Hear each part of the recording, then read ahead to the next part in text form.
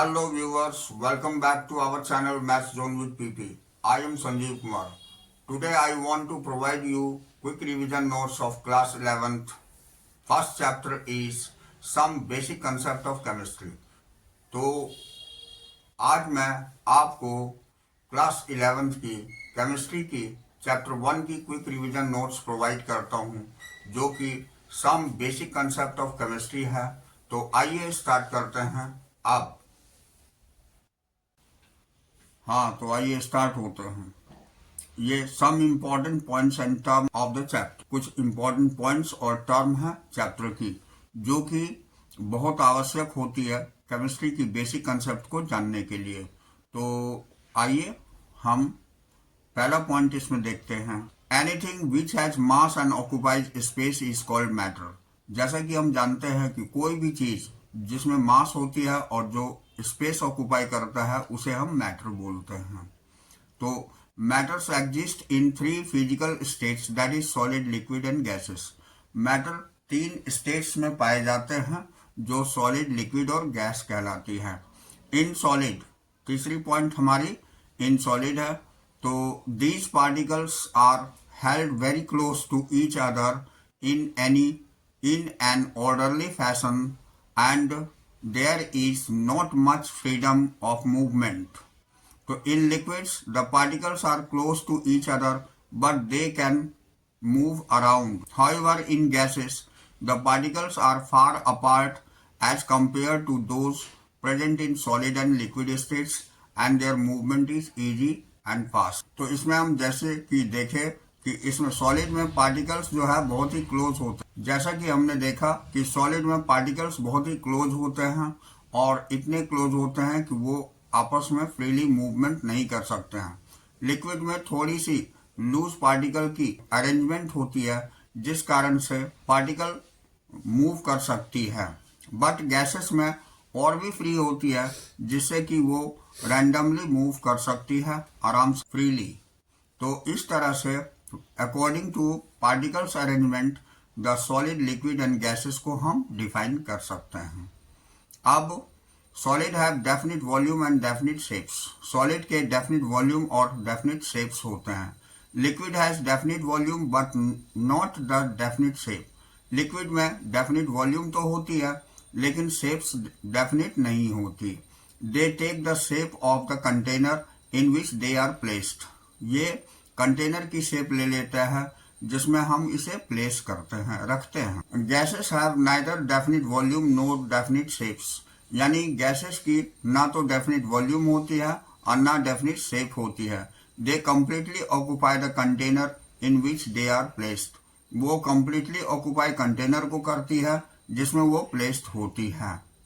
तो ये सारे कैरेक्टरिस्टिक्स हम देख रहे हैं सॉलिड, लिक्विड और गैसेस की। 7वां point, a mixture contains 2 or more substances present in it in any ratio which are called its components. Mixture में 2 या 2 से अधिक सब्सटेंस प्रेजेंट होते हैं किसी भी रेशियो में जो कि कंपोनेंट्स कहलाते हैं। अब ए मिक्सचर में भी homogeneous and heterogeneous. Mixture homogeneous भी हो सकती है या हेट्रोजीनस भी हो। अब होमोजीनस मिक्सचर किसे कहते हैं ये हम जानकारी लेते हैं। तो in a homogeneous mixture the component completely mix with each other and its composition is uniform throughout. तो होमोजीनस मिक्सचर में जो कंपोनेंट होमोजीनस मिक्सचर की होती है वो कंप्लीटली मिक्स हो जाती है एक दूसरे के साथ। ये जैसे हम एग्जाम्पल में देख सकते हैं, sugar solution and air are thus the example of homogeneous mixture. ये शुगर सॉल्यूशन है जो पानी में हम चीनी को घुलाते हैं, तो ये होमोजेनस मिक्सचर का एक एग्जाम्पल है। और एयर जिसमें बहुत सारे गैसेस मिले हुए होते हैं, ये होमोजेनस मिक्सचर की एग्जाम्पल है। अब हम हेट्रोजीनस मिक्सचर देखते हैं। तो in heterogeneous mixture the composition is not uniform throughout the sometimes the different component can be observe. तो in heterogeneous mixture the composition is not uniform throughout the sometimes the different component can be observe. Composition जो इसमें component की होती है वो different component की हो सकती है, इसमें देखी जा सकती है। For example the mixture of salt and sugar, जैसे साल्ट और शुगर की मिक्सचर हो जाती है। ग्रेन्स एंड पल्सेस, ग्रेन्स और पल्सेस की हो जाती है। Along with some dirt, dirt के साथ में। Often stone pieces are heterogeneous mixture. ये सारे एग्जाम्पल हेट्रोजीनस मिक्सचर की है। अब next point, the component of mixture can be separated by using physical method such as simple hand picking, filtration, crystallisation, distillation etcetera. तो component of mixture को हम separate कर सकते हैं फिजिकल मेथड से, जैसे कि हैंड पिकिंग से कर सकते हैं, फिल्टरेशन से कर सकते हैं, क्रिस्टलाइजेशन और डिस्टिलेशन से कर सकते हैं। अब हम आते हैं प्योर सब्सटेंस। तो pure substance have characteristics different from mixture. Pure substance की कैरेक्टरिस्टिक्स अलग होती है मिक्सचर से। दे हैव फिक्स्ड कॉम्पोजिशन, उसकी कॉम्पोजिशन फिक्स होती है। जैसे copper, silver, gold, water, glucose are some example of pure substance. ये सारे एग्जाम्पल हैं प्योर सब्सटेंस के, जैसे कि कॉपर है, सिल्वर है, गोल्ड है, वाटर है, ग्लूकोज है, ये सारे प्योर सब्सटेंस कहलाते हैं। Glucose contains carbon, hydrogen and oxygen in a fixed ratio. Glucose के अंतर्गत कार्बन, हाइड्रोजन और ऑक्सीजन की फिक्स रेशियो होती है। दस like all other pure substances have fix composition. इसी तरह और भी जितने भी प्योर सब्सटेंस होते हैं उसकी कंपोजिशन फिक्स होती है। Also the constituent of pure substance can not be separated by the simple physical method. यानी कंस्टिट्यूएंट को प्योर सब्सटेंस की हम सेपरेट सिंपल फिजिकल मेथड से नहीं कर सकते हैं। अब हम आते हैं एलिमेंट के बारे में जानते हैं। तो an element consist of only one type of particle. Element में केवल एक ही टाइप की पार्टिकल पाई जाती है। दीज पार्टिकल्स में भी एटम और मॉलिक्यूल्स। ये पार्टिकल एटम या मॉलिक्यूल्स हो सकते हैं, जैसे sodium, copper, silver, hydrogen, oxygen etcetera होती है। Are some example of element, ये एग्जाम्पल है एलिमेंट के। तो they all contains atom of one type, इसमें एक ही टाइप के एटम पाए जाते हैं। However the atom of different elements are different in nature, जबकि एटम्स डिफरेंट एलिमेंट के डिफरेंट नेचर में पाई जाती है। सब एलिमेंट सच एज सोडियम और copper contain single atom held together as their constituent particle, whereas in some others two or more atoms combine to give molecules of the element। यानी जब कोई एक एलिमेंट की पार्टिकल होती है तो उसे हम एटम बोलते हैं, और जब वही दो या दो से अधिक एटम एक साथ कंबाइन करती है तो उसे हम मॉलिक्यूल कहते हैं।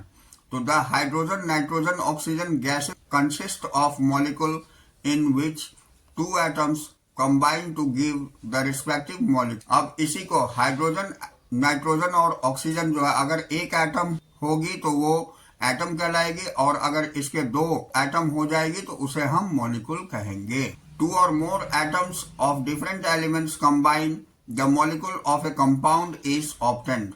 जब दो या दो से अधिक डिफरेंट एलिमेंट कंबाइन करते हैं तो ऐसे मॉलिक्यूल्स कंपाउंड कहलाते हैं। The example of some compounds are water, जैसे एग्जाम्पल कुछ कंपाउंड्स के वाटर हैं, अमोनिया है, कार्बन डाइऑक्साइड है, शुगर है etcetera. The atom of different elements are present in a compound in a fixed and definite ratio. Atom different elements की present होती है कंपाउंड में एक फिक्स रेशियो में, and this ratio is characters as particular compound. तो ये ratio particular compound की अलग अलग होती है। अब हम देखते हैं एसआई सिस्टम। तो ये सिस्टम इंटरनेशनल द यूनिट्स कहलाती है, एब्रिविएटेड एज एसआई, जिसको एसआई के रूप में एब्रिविएट करते हैं। हैज 7 बेस यूनिट, इसके 7 बेस यूनिट होते हैं जो टेबल में दिखाए गए हैं। जैसे लेंथ की सिंबल एल होती है, इसकी एसआई यूनिट मीटर होती है जिसका सिंबल एम होता है। मास की ये स्मॉल एम से रिप्रेजेंट करते हैं, किलोग्राम इसकी एसआई यूनिट होती है, केजी से रिप्रेजेंट करते हैं। इलेक्ट्रिक करंट की आई होती है, इसका एसआई यूनिट एम्पियर होता है, इसको कैपिटल ए से रिप्रेजेंट करते हैं। थर्मोडायनामिक टेम्परेचर की टी होती है जिसे केल्विन से रिप्रेजेंट करते हैं, और ये के से रिप्रेजेंट होती है। ये एसआई यूनिट केल्विन होती है जिसे के से रिप्रेजेंट करते हैं। अब अमाउंट ऑफ सब्सटेंस ये एन से रिप्रेजेंट करते हैं जिसका ऐसा यूनिट मोल होता है, इसको MOL लिखा जाता है SI यूनिट में, सिंबल में। अब ल्यूमिनस इंटेंसिटी को हम IV से रिप्रेजेंट करते हैं, ये सिंबल होती है इसकी। इसका SI यूनिट कैंडेला होता है, जिसको CD सिंबल से रिप्रेजेंट करते हैं। तो इन दिस वे हमने 7 बेसिक यूनिट देखा जो कि SI यूनिट कहलाती है। अब हम नेक्स्ट मास में आते हैं। तो मास of substance is the amount of matter present in it, while weight is the force exerted by gravity on an object. मास किसी सब्सटेंस के अमाउंट ऑफ मैटर को कहते हैं जो प्रेजेंट होती है उसमें, और वेट उस फोर्स को एक्सर्ट करती है ग्रेविटी के द्वारा उस ऑब्जेक्ट पर, उसे हम वेट कहते हैं। The mass of substance is constant. Mass किसी भी सब्सटेंस की कांस्टेंट होती है, whereas its weight may vary from one place to another due to change in gravity. जबकि वेट अलग अलग जगह पर अलग अलग हो सकती है, ये ग्रेविटी के चेंज के कारण। अब वॉल्यूम आते हैं। तो volume has the unit of length cube. Volume की यूनिट लेंथ क्यूब होती है। So SI system volume has unit of metre cube, इसलिए SI सिस्टम में इसे मीटर क्यूब से रिप्रेजेंट करते हैं। A common unit litre which is not an SI unit. एक कॉमन यूनिट लीटर होती है जिसको हम SI यूनिट में रिप्रेजेंट नहीं करते हैं। Is used as measurement of volume of liquids. ये यूज करी जाती है measurement of volume of liquid के रूप में। तो 1L = 1000 ml होता है, तो इसको हम 1000 cm क्यूब भी लिख सकते हैं। Is equal to 1 dm cube, ये 1 dm क्यूब के बराबर होती है। अब हम नेक्स्ट वन डेंसिटी देखते हैं। तो density of a substance in is it's amount of mass per unit volume, यानी डेंसिटी किसी सब्सटेंस की वो अमाउंट है मास की जो पर यूनिट वॉल्यूम के ऊपर होती है। तो ऐसा unit of density kg metre -3 यानी kg पर मीटर क्यूब होती है। तो this unit is quite large and the chemist often express density in gram per cm cube. तो डेंसिटी सब्सटेंस की वो अमाउंट होती है मास की पर यूनिट वॉल्यूम का जो ऐसा यूनिट में डेंसिटी का kg पर मीटर क्यूब होती है। ये यूनिट क्वाइट लार्ज हो जाती है, इसलिए केमिस्ट इसे ग्राम पर cm क्यूब के रूप में रिप्रेजेंट करते हैं। अब there are 3 common scales of measure temperature. 3 scale होती है जिससे हम टेम्परेचर को मेजर कर सकते हैं। पहला होता है डिग्री सेल्सियस, दूसरा होता है डिग्री फ़ारेनहाइट और तीसरा होता है Kelvin. Here K is the SI unit, यहाँ K SI यूनिट है। अब the Kelvin scale is related to Celsius scale. Kelvin scale Celsius scale से रिलेटेड होती है क्योंकि K = डिग्री C + 273.15 होती है। उसके बाद the Fahrenheit scale is related to Celsius. ये फ़ारेनहाइट स्केल भी सेल्सियस से रिलेटेड होती है। तो हम degree F = 9/5 degree into degree C + 32 करते हैं। ये रिलेशन से हम फ़ारेनहाइट में रिप्रेजेंट कर सकते हैं डिग्री सेल्सियस को, और डिग्री सेल्सियस से फ़ारेनहाइट में भी रिप्रेजेंट कर। तो इस तरह ये कन्वर्सन में यूज होने वाली फॉर्मूला हो। अब हम नेक्स्ट पॉइंट साइंटिफिक नोटेशन देखते हैं जिसको एक्सपोनेंशियल नोटेशन भी बोलते हैं। तो इन साइंटिफिक नोटेशन यानी exponential notation any number can be represented in the form of n × 10⁻n, तो where n small n is the exponent having positive और नेगेटिव वैल्यू, जिसकी पॉजिटिव और नेगेटिव वैल्यू होती है, और capital N can vary between 1 to 10। Capital N 1 से 10 के बीच में होती है। तो thus we can write 232.508 as 2.32508 × 10⁻2 in scientific notation.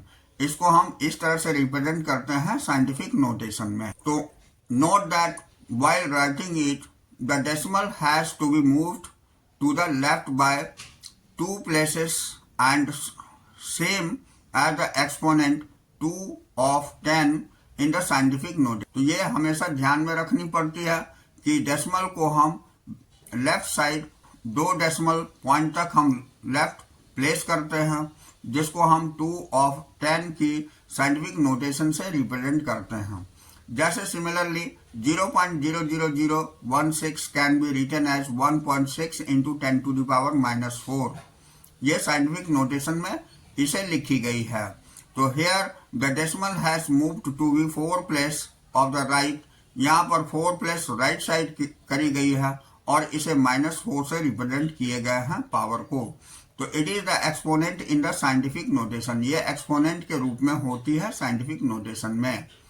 अब हम सिग्निफिकेंट फिगर देखते हैं। तो significant figures are meaningful digits which are known with certainty. Significant figures वो मीनिंगफुल डिजिट्स होती है जिसको हम सर्टेनिटी के साथ जानते हैं। The uncertainty is indicated by writing the certain digits and the last uncertain digit. तो सर्टेनिटी इंडिकेट करते हैं कुछ डिजिट्स को लिख करके लास्ट अनसर्टेन डिजिट के साथ में। Thus we can write a result of 11.2 ml. We say that 11 is certain but 2 is uncertain. So hence the uncertainty would be positive plus minus 1. Plus minus 1 से uncertainty represent करते हैं in the last digit में। तो unless otherwise stated the uncertainty plus 1 or last digit is always understood। तो हम इसको round of करने के काम में लाते हैं। इसी तरह सिग्निफिकेंट फिगर्स लिखी जाती है। अब next point, there are certain rules to determining the number of significant figure, these are stated below. अब कुछ रूल होते हैं डिटरमाइन करने के लिए सिग्निफिकेंट फिगर में नंबर को, जिसके नीचे दिए गए हैं। तो पहला पॉइंट होता है all non zero digits are significant. जितने भी नॉन जीरो डिजिट्स होते हैं वो सिग्निफिकेंट होते हैं। For example 285 centimetre, there is the 3 significant figures and is 0.25 ml, there is 2 significant figure. तो ये ध्यान रखनी पड़ती है। अब दूसरी पॉइंट है zero preceding to first non zero digits are not significant. Zero अगर प्रीसीडिंग करती है यानी पहले आती है नॉन जीरो डिजिट्स के लिए तो वो सिग्निफिकेंट नहीं होती है। Such zeros indicates the position of the decimal point.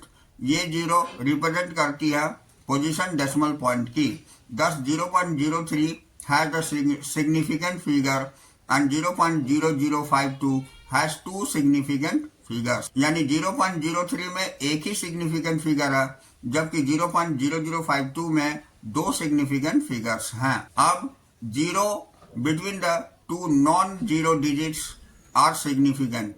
अगर दो नॉन जीरो डिजिट के बीच में जीरो है तो वो सिग्निफिकेंट कहलाते हैं। जैसे 2.005 हैज 4 सिग्निफिकेंट फिगर्स, इसमें 4 सिग्निफिकेंट फिगर्स हैं। अब जीरो एट द एंड और right of the number are significant provided they are on the right side of the decimal point. For example, 0.200 gram has 3 significant figures, but if otherwise the terminal zeros are not significant if there is no decimal points. For example, 100 has only 1 significant figures but 100 has 3 significant figures and 100.0 has 4 significant figures। तो इस तरह हमने significant figures को समझा। तो such numbers are better represented in scientific notation। इस number को हम अच्छी तरह से साइंटिफिक नोटेशन में रिप्रेजेंट कर सकते हैं। तो we can express the number 100 as 1 into 10 to the power 2 for the significant figure। 100 को हम 1 into 10 to the power 2 के रूप में सिग्निफिकेंट फिगर के द्वारा रिप्रेजेंट कर सकते हैं। 1.0 into 10 to the power 2 for 2 significant figures and 1.00 into 10 to the power 2 for 3 significant figures। इस तरह हम 2 significant figures और 3 significant figures में भी रिप्रेजेंट कर। अब next one, counting number of objects, for example 2 balls or 20 eggs have indefinite significant figures as these are exact number and can be represented by writing indefinite numbers of zeros after placing a decimal, that is 2 is equal to 2.000000 or 20 is equal to 20.000000। इस तरह से भी हम represent कर, क्योंकि point के बाद zeros चाहे जितनी भी हम लगा लें उसकी कोई वैल्यूज नहीं होती, ओनली जीरोस लगती है। तो in number written as scientific notations all digits are significant. Example 4.01 into 10 to the power 2 has 3 significant figures and 8.256 into 10 to the power minus 3 has 4 significant figures. इस तरह से हम साइंटिफिक नोटेशन में represent करते हैं सिग्निफिकेंट फिगर्स को। तो अब हम नेक्स्ट पॉइंट देखते हैं, law of conservation of mass. तो law of conservation of mass states the matter can neither be created nor be destroyed. कहने का मतलब हुआ law of conservation of mass ये स्टेट करता है कि मैटर को हम ना तो क्रिएट कर सकते हैं ना ही उसे डिस्ट्रॉय कर सकते हैं। Next point, law of definite proportion states that the given compound always contains exactly the same proportion of element by weight. तो लॉ ऑफ डेफिनिट प्रोपोर्शन हमें ये एक्सप्रेस करता है कि कोई भी कंपाउंड है उसमें जो कंटेन करती है वो एग्जैक्टली सेम प्रोपोर्शन की होती है एलिमेंट की वेट से, either both side in reactant and product. तो law of multiple proportion states that if two elements can combine to form more than one compound, the masses of one element that combines with the fixed mass of other elements are in ratio of the same whole number। कहने का means हो गया कि law of multiple proportion हमें ये state करता है कि दो या दो से अधिक एलिमेंट जब कंबाइन करके प्रोडक्ट बनाती है तो उसमें नंबर ऑफ एलिमेंट जो कंबाइन होती है फिक्स्ड मास ऑफ एलिमेंट के द्वारा उसमें रेशियो स्मॉल होल नंबर में ही होती है। Next point, Gay Lussac's law of gaseous volume है। तो Gay Lussac's law of gaseous volume क्या रिप्रेजेंट करती है वो हम दिखाते हैं। तो this law was given by Gay Lussac in 1808। He observed that when gases combine or are produced in a chemical reactions, they do not show in a simple ratio by volume provided all gases are the same temperature and pressure। यानी गे Lussac's law के अंतर्गत और इसमें ये देखा गया कि जो भी गैसेस कंबाइन करते हैं केमिकल रिएक्शंस के अंतर्गत प्रोड्यूस होती है उसमें सिंपल रेशियो ऑफ वॉल्यूम में होती है जो प्रोवाइड करती है सारी गैसेस को सेम टेम्परेचर और प्रेशर पर।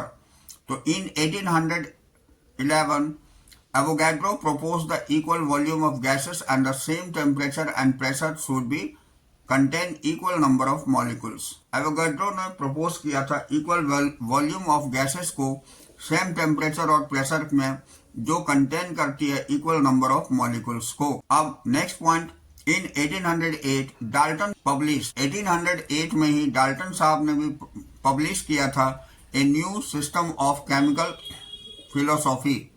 एक नई सिस्टम केमिकल फिलोसॉफी की प्रपोज किया था इन विच ही प्रपोज्ड द फॉलोइंग, जिसमें उन्होंने ये बातें बताई थी। क्या ये बहुत ही इंपॉर्टेंट है डाल्टन साहब की प्रपोज्ड थ्योरी केमिकल फिलोसफी में। तो इसमें पहला पॉइंट उन्होंने बताया था matter consist of individual atom. Matter जो है इंडिविजुअल एटम की बनी हुई होती है। दूसरी, all the atoms of given elements has identical properties including identical mass. Atoms of different elements differ in mass. तो जितने भी एटम होते हैं एलिमेंट के अंतर्गत वो आइडेंटिकल प्रॉपर्टी होती है, उसकी आइडेंटिकल मास होती है। अलग अलग एटम की अलग अलग मास और अलग अलग प्रॉपर्टीज हो सकती है। Next point, compounds are formed when atoms of different element combined in a fixed ratio. यानी कंपाउंड्स तभी फॉर्म करती है जब दो एटम डिफरेंट एलिमेंट की कंबाइन करती है एक निश्चित रेशियो में। नेक्स्ट है chemical reactions involve recognisations of atom. Chemical reactions involve होती है रीऑर्गेनाइजेशन ऑफ एटम्स में।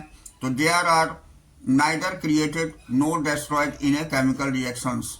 तो दीज आर, ये जो है ना तो क्रिएट होती है ना ही डिस्ट्रॉय होती है केमिकल रिएक्शंस के दरमियान। Next point, Dalton's theory could explain the law of chemical combination.